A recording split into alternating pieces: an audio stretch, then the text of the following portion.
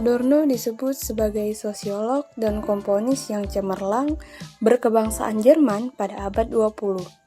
Salah satu pandangan Adorno terhadap masyarakat modern adalah kritiknya pada masyarakat modern sebagai bentuk penindasan terhadap masyarakat yang dilakukan kapitalisme. Salah satunya adalah industri musik yang bergeser dari nilai seni kepada konsumerisme. Adapun sejumlah pemikiran dari Adorno antara lain yaitu tentang teori filsafat. Salah satu pemikiran Adorno adalah tentang hubungan lingkungan dengan manusia yang menjelaskan bahwa manusia menjadi serakah atau tamak untuk mengambil sumber daya alam dengan teknologi, yang dimana kondisi ini disebut sebagai negativitas total. Oleh karena itu, kerusakan lingkungan ialah akibat yang harus ditanggung oleh manusia itu sendiri. Negativitas total yang dimaksud oleh Adorno ialah prinsip penguasaan dengan rasionalitas.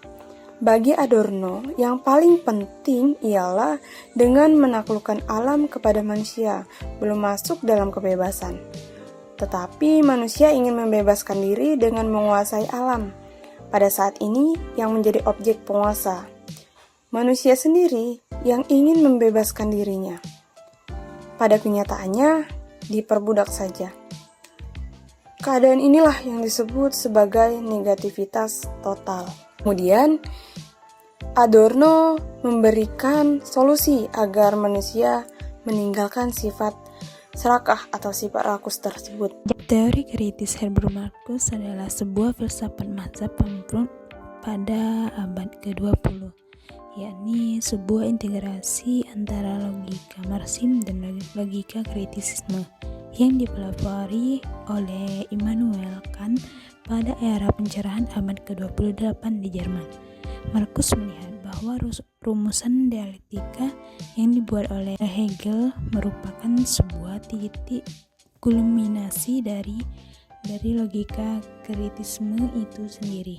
Berdasarkan Hegelianisme, Marcuse menganalisa bahwa sebuah masalah telah terkumulasi di dalam kehidupan masyarakat. Industrialisme Barat maju semenjak berakhirnya Perang Dunia II, yang oleh Marcuse dikatakan telah menjadi paradigma industrialisme tahap lanjut. Marcuse mengatakan bahwa paradigma ini secara internal telah menumbuhkan suatu gejala yang dinamakan sebagai gejala satu dimensi, yaitu sebuah bentuk sintesa keliru yang terjadi antara aspek subjektivitas yang dimiliki seseorang individu modern dengan aspek predikasinya sendiri. Menurut Marcuse, gejala ini pada akhirnya menyebabkan sebuah dampak devitalisasi terhadap masyarakat masing-masing dari kedua aspek tersebut, yang pada esensinya merupakan dua unsur mendasar di dalam membentuk solidaritas dari individualitas diri seseorang yang utuh. Dalam hal ini, Marcuse menguraikan langkah keliru dari eksistensialisme di dalam menanggapi permasalahan suatu dimensi, yakni ketika aliran tersebut berusaha menciptakan sebuah penceraian total antara subjektivitas seseorang dengan predikasinya sendiri.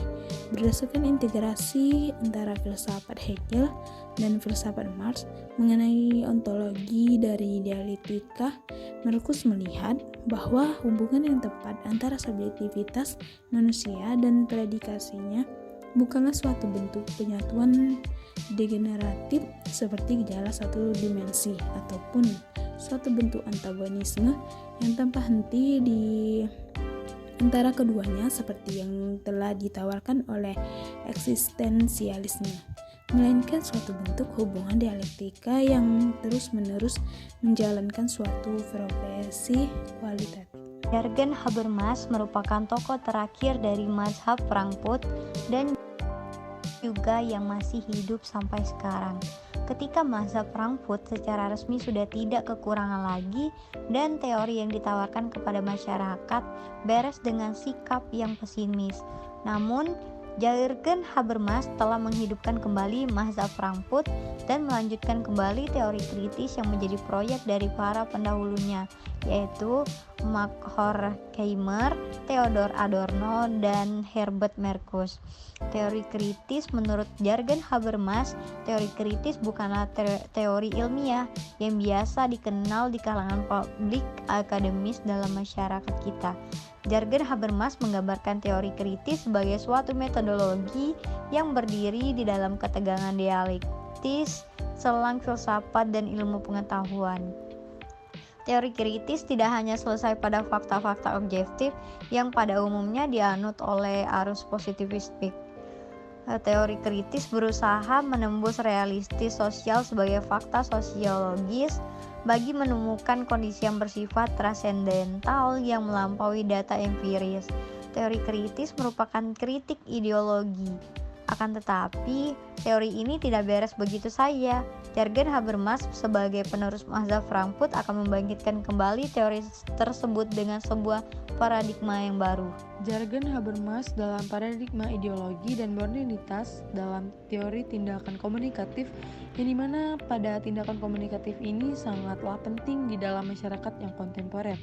Bisa kita lihat dari sebuah kasus tolak Omnibus Law RUU Cipta Kerja, yang dimana dalam hal ini ada beberapa orang menganggap bahwa tindakan pembuatan undang-undang Omnibus Law adalah sesuatu tindakan yang tidak melibatkan serta mendengarkan beberapa pihak yang berkepentingan terhadap lahirnya Omnibus Law tersebut.